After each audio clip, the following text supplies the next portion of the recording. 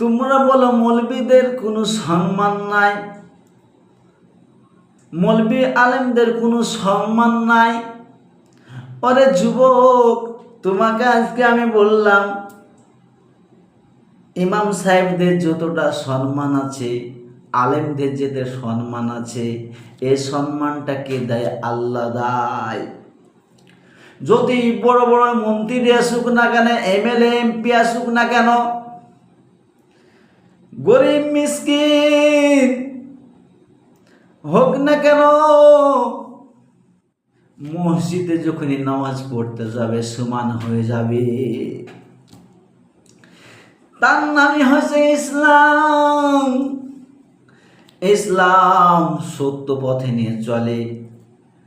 আলেমদেরকে বলল সম্মান নাই, আলেম না যদি থাকে মসজিদের নামাজ পড়াই হবে না। আলেমদের তো বেতন আমরা অল্প দিই, আলেমদের বরকতি টাকা বলে